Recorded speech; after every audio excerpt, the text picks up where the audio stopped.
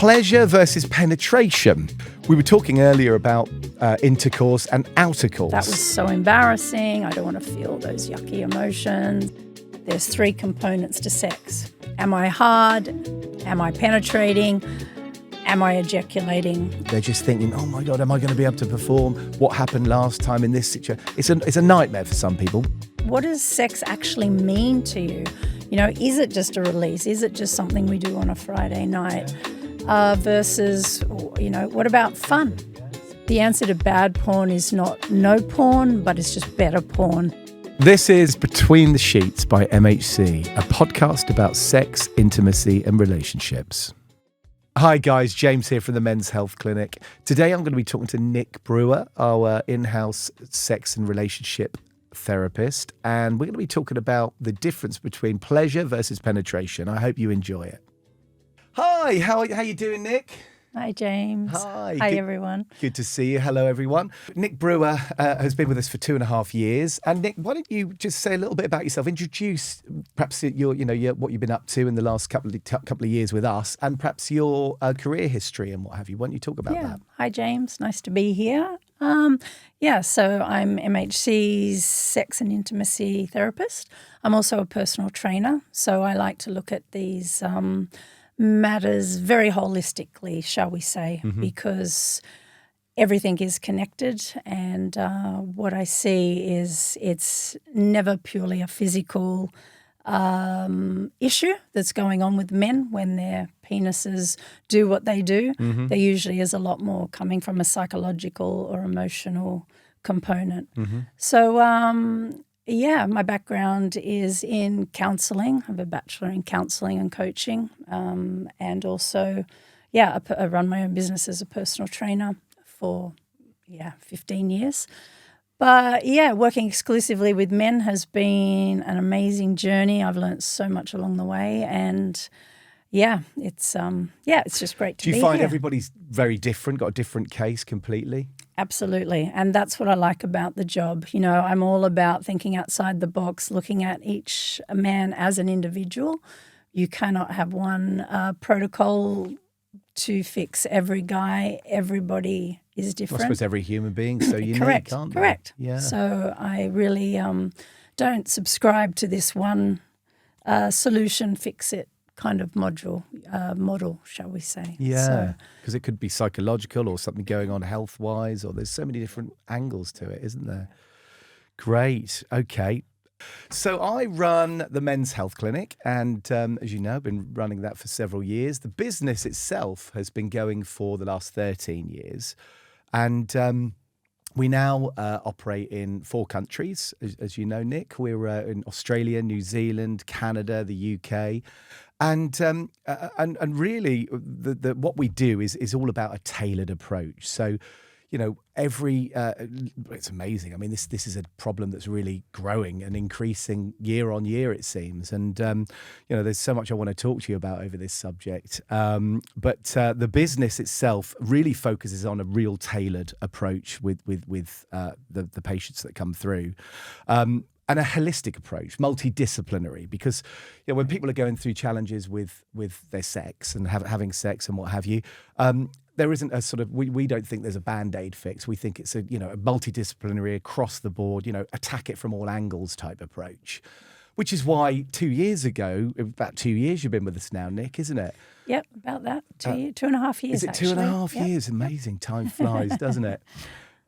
So you've been with us 2.5 years, and really, you're one of the sort of services that we offer where we sort of get these guys, we sort of attack it from all angles, and really we look at it from the psychological point of view.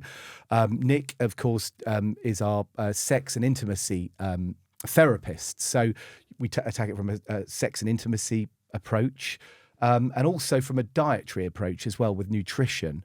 But today, I really want to focus on the intimacy, the sex and intimacy coaching, and that's why I've got our top therapist with us today. And we have incredible reviews about you, Nic. We really do. And what really strikes me about what you do for our organisation and for the patients especially is, you really think outside the square. And what I've noticed is, real innovative, creative ways to get people having sex again and good quality sex, because there's a lot of relationships out there that where it struggles in that area, and I think it's super, super important, because we tend to find with our patients they've either got some real medical issues going on, and they need some help, and they're probably long-term patients that need to stay with us longer than a year or two. But then we have the patients that have that sort of psychological problem where perhaps they've been through a trauma or they've lots of different reasons why, but they're focusing, they're perhaps externally referencing in their minds when they're having sex, and often with your help and some nutritional advice and getting them treated with some compounded pharmaceuticals, bespoke and tailored to exactly their body weight, their health profile. When we attack it from all angles, we can normally get those guys sort of rehabilitated in 12 months, which is fabulous when we see that, because I suppose they kind of go through that mindset of, where they really get their mojo back. They feel confident again with their partners, and then they don't need us anymore. And that's always a fabulous review when we read those. We get loads of reviews about Nic, we really do, and you'll see them. So what we want to do through this podcast, this is a 7-episode podcast, I think Nic, yes, isn't it? Yes, it is. And yes. there's some juicy topics we're going to be talking about. Sure are. But the whole world of sex has really changed, hasn't it? I think over the last year or two, really, the last couple of years especially. Recently in the Trump campaign, he said that 57 different genders, for example, and that's really become more prevalent over the last 18 months, I would say, looking at a direct feedback from the patients and the experience they have and what people are saying, and the specific patients coming through as well. A few years ago, it was we'd have some of the gay community and lots of hetero community as well. But now we're finding ourselves in situations where we have two women that both have penises that want to have sex, and they might be struggling. So it really is. We have to keep an open mind, and this is why we love what you do for us, because it's super flexible, and you come up with all these different ideas. And let me say, when I talk about the reviews, guys, you'll read the reviews, but this is life-changing stuff for these people a lot of the time, isn't it, Nic? So, absolutely. Right. Let's get into the content a little bit. Sure. Pleasure versus penetration, and we were talking earlier about intercourse and outercourse, and actually outercourse was a word that I wasn't too familiar with, actually, but this is obviously engaging in sex, but perhaps removing the pressure somewhat without penetration, and 100%. Which is a key to perhaps dissolving some performance anxiety and what have you, and so I think that's probably where we'll start. Sure. How do you think we start with performance anxiety? How do you think that can affect a relationship when someone is really externally focused on, perhaps they're not in the act of enjoying the moment. They're just thinking, oh my God, am I going to be able to perform? What happened last time in this situation? It's a nightmare for some people. What do you think, Nic? Yeah, well, a lot of this comes down to beliefs, James. There is a lot of pressure put on men from society. They have these beliefs that they should still perform like they're 20 years old. They should, no matter if they're in bankruptcy, going through a divorce, somehow they should always feel like sex. Porn has a big part to play in unrealistic expectations, where we always see in porn it's portrayed as, never-ending. Everyone's hard, everyone's wet, everyone's, enjoying themselves. And there's also sometimes knowingly or unknowingly pressure put on men from their partners. But what I see, although we have, I guess, a lot of information, the internet is, rife with information. Google. There is still this stigma around ED and even being able to talk about it with their partners. So there's a lot of shame. I actually find a lot of the men at Men's Health Clinic haven't even told their partners they're taking the medication. So they see it as a me problem rather than a we problem. But I guess this particular podcast, I want to go into how performance anxiety manifests, I guess, and then how does it start? Well, exactly what you just said. It can. I mean, depending on the age group, of course, but, there is the natural aging process. Men get to a point where it's not always going to work. It can be just as simple as an exhausting week at work. But suddenly the whole world has ended. Yeah. My penis isn't working. And so we do have some older patients in there. Have a lot of old patients. And lot of sex, that's still performing well. So it really is hit and miss, isn't it? Correct. But instead, because men aren't taught to check in with what else could be happening in my life, like am I actually stressed? Am I worried about something? Their focus is just on the penis. Yeah.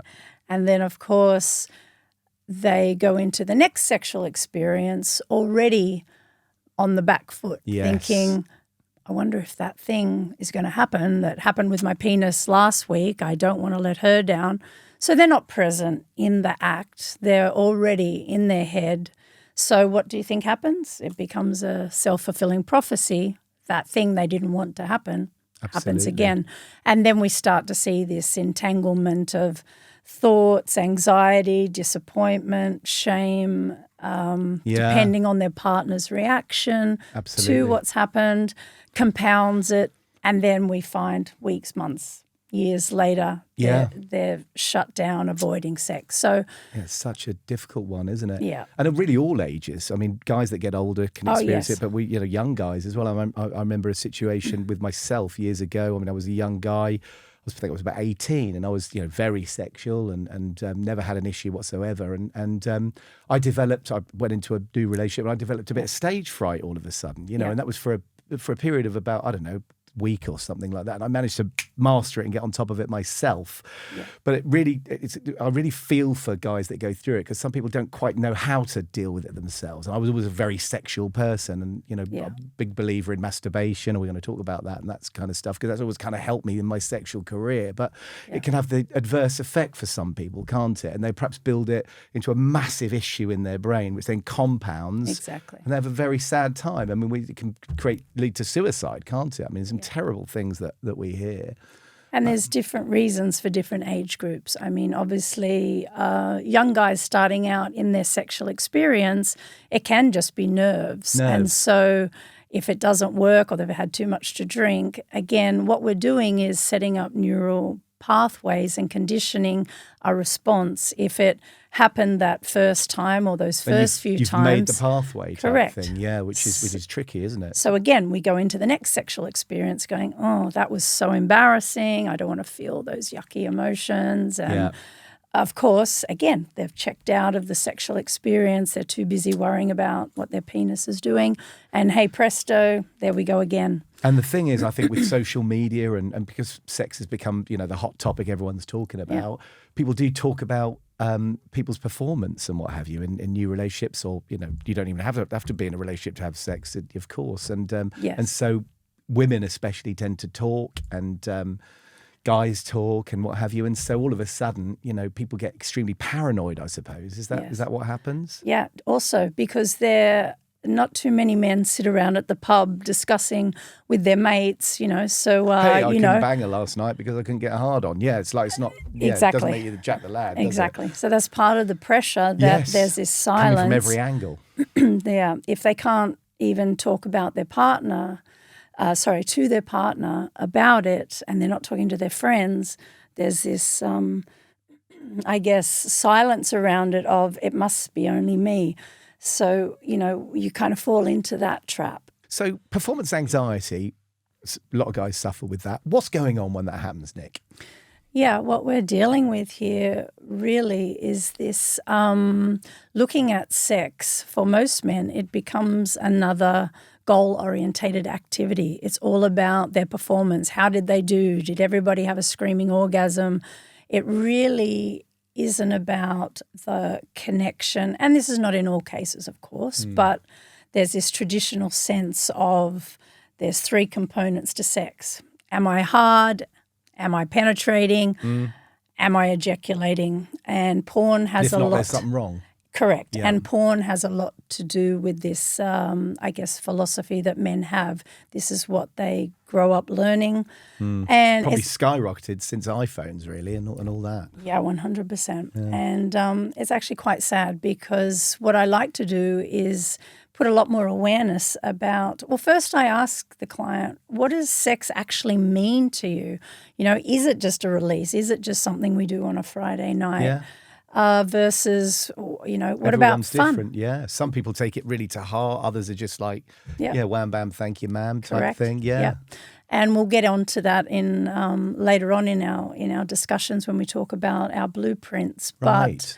But opening up a world where they start to look at sex through a different lens of actually the only question we should be asking ourselves, are we having fun? Are we getting pleasure? And do we actually even need genitals involved for pleasure? Actually, no, the whole body can be a source of pleasure. Yeah. But 20 years of marriage, 30 years of marriage, we don't think like that anymore. We just do our thing and there we go. So it really is awareness. Everything I teach is about awareness, just putting a new fresh eyes on what sex can be like. Yeah.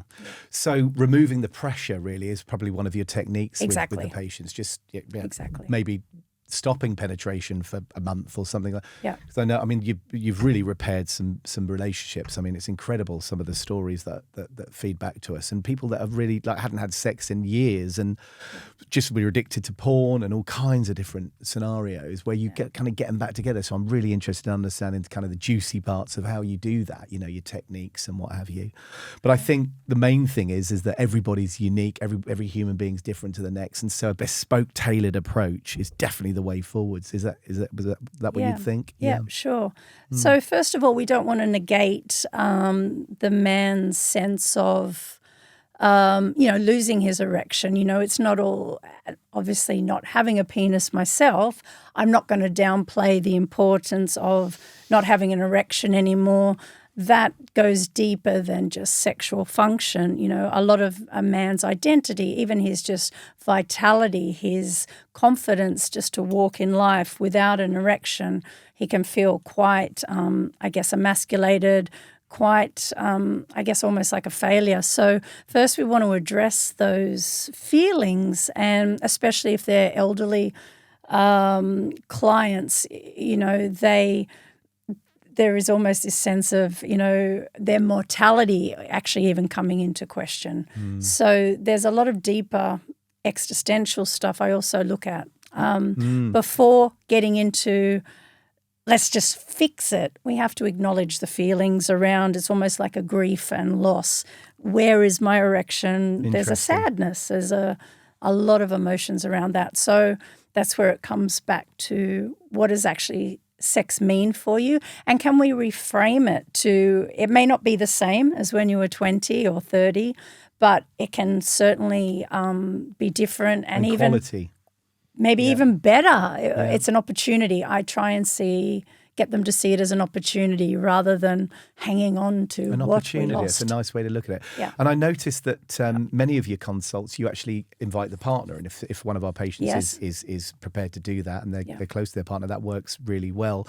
What advice would you give to a partner that whose partner is suffering from performance anxiety? Yeah, this is really interesting, James, because partners can knowingly or unknowingly be contributing to that anxiety. Right. A lot of the time when I've said, don't even worry about the ejaculation or the erection, let's just be easy, it's actually been the partner that has put up the resistance and said, well, if you don't ejaculate, you don't fancy me or something. Correct. Right. Again, this is a very generalized statement, but a lot of women also have their own issues around sex, and they use sex as their own validation to feel sexy, or am I still beautiful? Do you still desire me? So if you're not coming in your pants in 5 seconds, or you're not hard What's the second, wrong? It must be me. Right. So you can They see. have to work on themselves a little bit sometimes, partners. Yes, this is exactly right. Yeah. So if a partner wants to join, and let's be clear, this is not couples counselling. This is more about the man.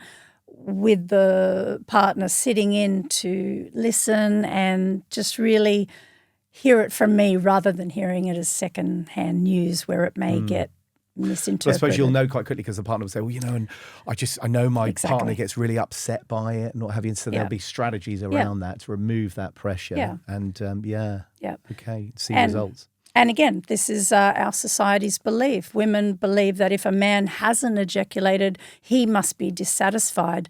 But the irony is I actually encourage a lot of my clients to hold back on ejaculation and save it and not actually ejaculate at every sexual experience, as there's a lot of benefits to not doing that, which we can talk about later. I'm interested to hear about that. But without that knowledge, women think, well, clearly he's not satisfied and he's going to go elsewhere. So a lot of my work I see as education, and opening up these new ways of thinking. Yeah, that makes a lot of sense. Yeah. So what sort of strategies and exercises would you recommend to somebody that's suffering with performance anxiety, Nic?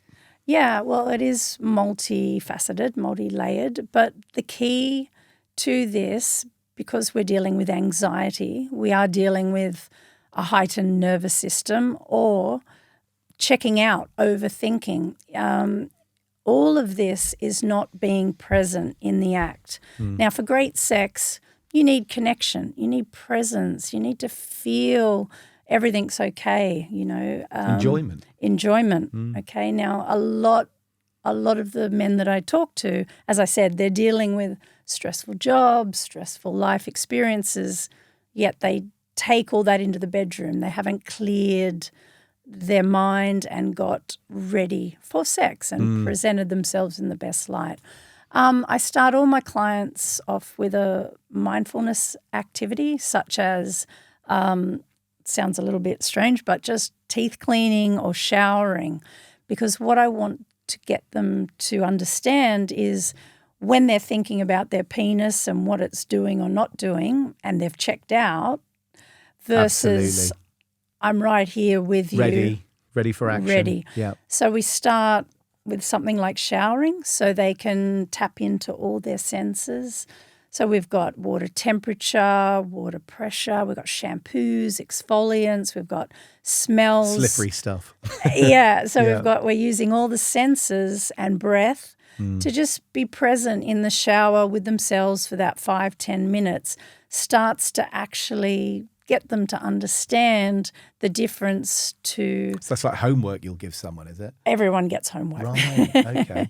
Yeah. So then just getting to know their bodies and what have you. Exactly. Yeah. And noticing, when am I now thinking about, I've got to send that email for work, versus smelling the shampoo, feeling the how my hair feels when I'm... Two very different things. Yeah. Then we can take that into the bedroom. They can focus on their partner and their senses versus, what am I doing? Am I performing okay? So somebody with performance anxiety, so they'll have that homework, they'll sort of getting to know their senses in the shower. Then, and that's that sort of in session 1, you'll kind of go through all that. And how many sessions would you recommend for somebody with performance anxiety, and what sort of content would you kind of go through with them during that process? Yeah, so usually around 4 to 6 sessions is what I work with and recommend.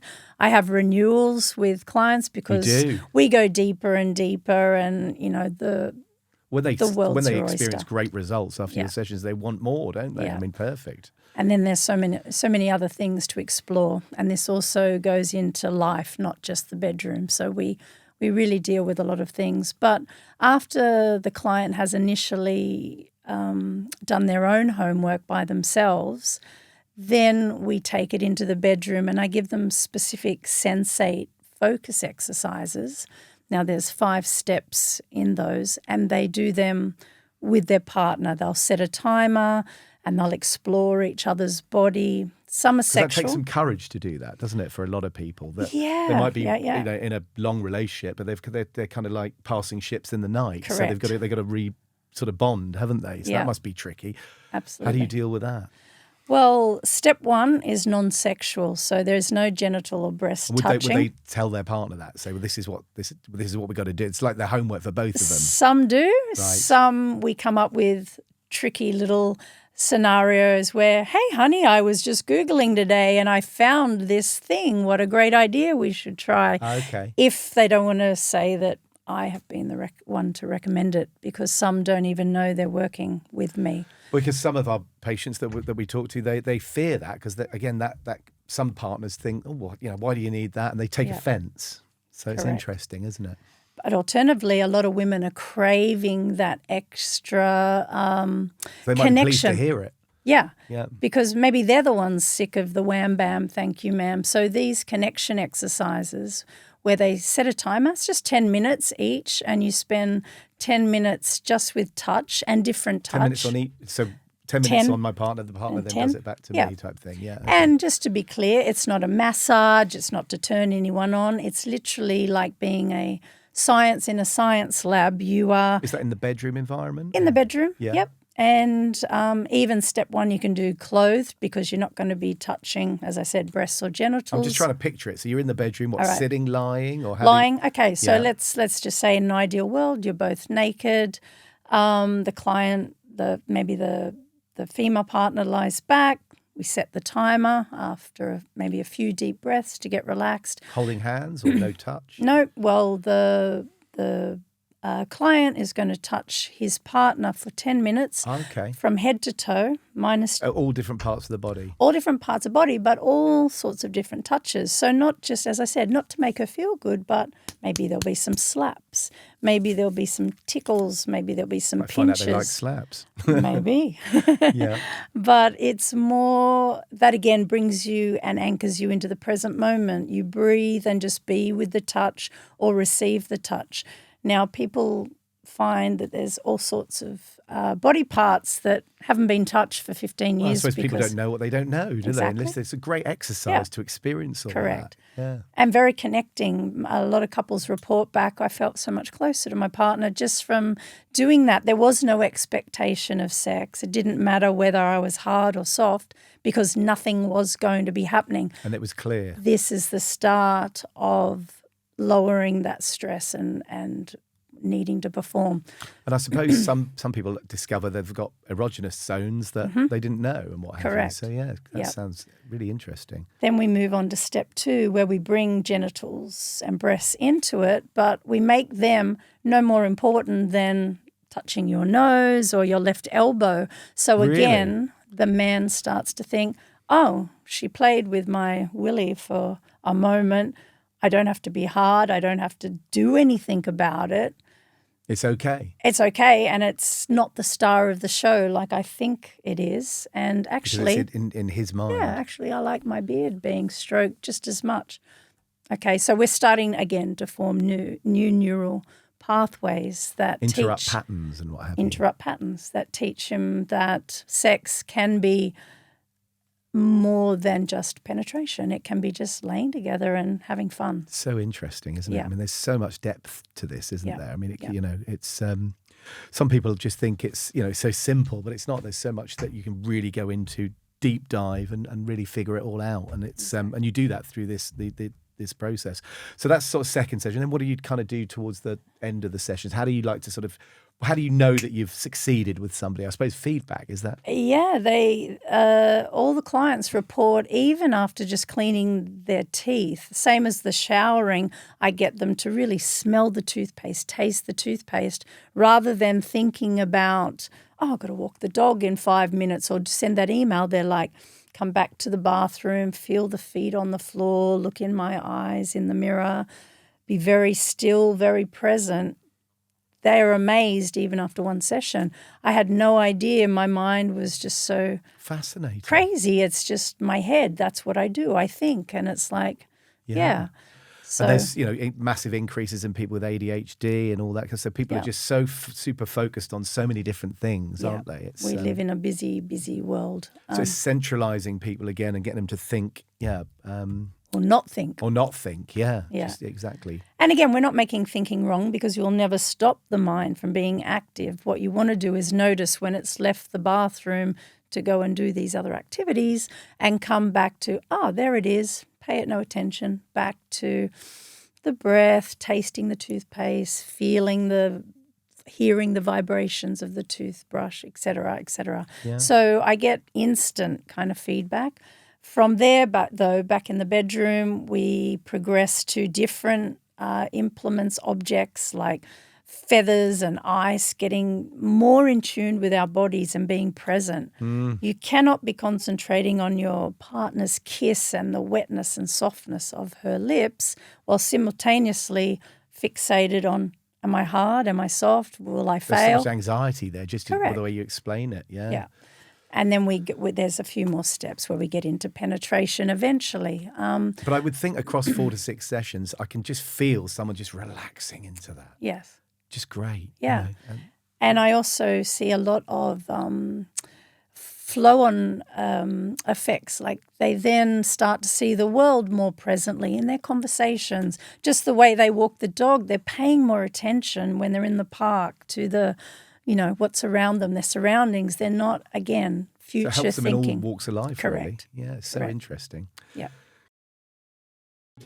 And that's a wrap for today's episode of Between the Sheets. Thanks for joining us. If you're enjoying this podcast, give it a like and subscribe so we can keep creating content you'll love. Check out the description below for the links to our Facebook and Instagram pages for more updates. If you have questions or want to start your treatment for sexual dysfunctions, reach out to Men's Health Clinic. We offer free online consultation and provide custom treatments. Take care, everyone, and keep the conversation going between the sheets.